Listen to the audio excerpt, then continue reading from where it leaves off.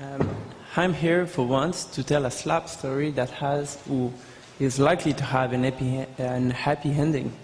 Actually, my job tonight is to put a little bit of context over the social and political process that led to the drafting of Bill 9, what is likely to be the only anti-slap legislation in force in Canada in the near future. Bill 9 is currently studying tonight by MPs in Quebec and is hopefully going to be adopted before the end of June in Quebec. So the social and political mobilization on slap issues really started back in 2005 when my organization, l'Association québécoise de lutte contre la pollution atmosphérique, AQLPA, got sued for over $5 million by a scrap merchant. That lawsuit led to a campaign that has a considerable social and political impact in Quebec. Actually, I believe that the very campaign that we organized is the very reason why we're going to have an anti-slap bill in the province. So here's our story. In May 2005, oil spilling has been spotted in the Inchemay River by citizens who informed us of that presence of oil. We came to the site and found that the oil came from a site that was operated at that time by a huge American scrap merchant. We did some research and actually found that the scrap merchant didn't have the permit required to operate the site and did make the environmental assessment. So we asked the city, can you please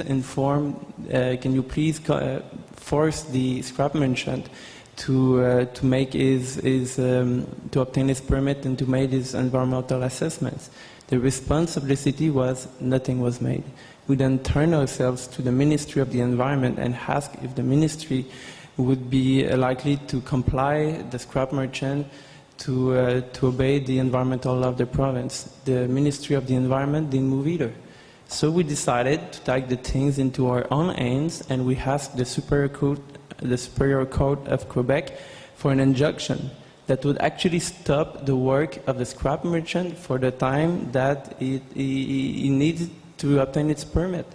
So the injunction was granted and renewed 15 times. But the scrap merchant had one more word for us. He actually sued back the AQLPA for $5 million, private citizens, another environmental organization, as well as a competitor, alleging that all those people were part of a conspiracy against him. Well, my organization faced bankruptcy. Individuals were scared like hell of losing their home, the little money they had. So we decided to strike back. We organized a public campaign in 2006. This campaign was entitled Citoyens taisez-vous, namely in English, Citizens Be Quiet, and it had a huge impact over the people of Quebec. This particular campaign has had three major goals. First, to finance our defense, to avoid bankruptcy and gather some money to pay for our lawyers. Then to inform the public of Quebec about the threats and dangers of slap suits. And finally, to convince the provincial government to adopt an anti-slap legislation similar to those that were in force in the US.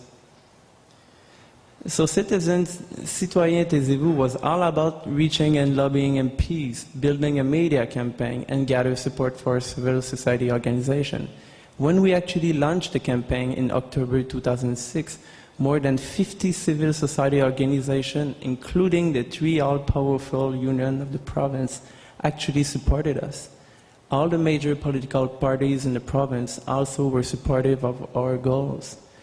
So really we actually built a vast political and social consensus on the issues on slap in Quebec. And that consensus actually convinced the Minister of Justice in October 2006 to mandate a committee of experts to study the situation of slap suit in Quebec and to recommend some kind of legislation that would help to prevent and counter those kind of lawsuits. Well, that committee of experts was led by high-profile law professor Roderick MacDonald, and it delivered its report to the Minister of Justice on March 2007. The report was clear. Slap are an emerging phenomenon in Quebec, a real threat to freedom of expression and a real threat to the right of public participation. And the report go on and concluded that the government in Quebec was required to act preventively in order to stop that trend before it became epidemic. So the report was well received by the government, and the government organized in February 2008 public hearings on the SLAP issues. 37 groups from all over the province participated to these hearings and spoke to the Minister of Justice and various MPs about the difficulties that they had in their normal life, how they got sued, how they got scared, how they got gagged by those lawsuits. At the end of this hearing, I can tell you that a truly anti-SLAP coalition was built in the province. A few big organizations started to work together as a group to convince the Minister of Justice and all the political parties in Quebec to adopt as soon as possible an anti-SLAP legislation. Well, we were happy because in June 2008, the Minister of Justice presented Bill 99, an act that was intended to modify the Code of Civil Procedure in order to protect freedom of expression and the right of citizens to participate in public debate. Now, Bill 99 was discussed with the Ministers of Justice and with various MPs in October 2008. 31 groups came again from all over the province and discussed of the various articles of that bill with the various MPs.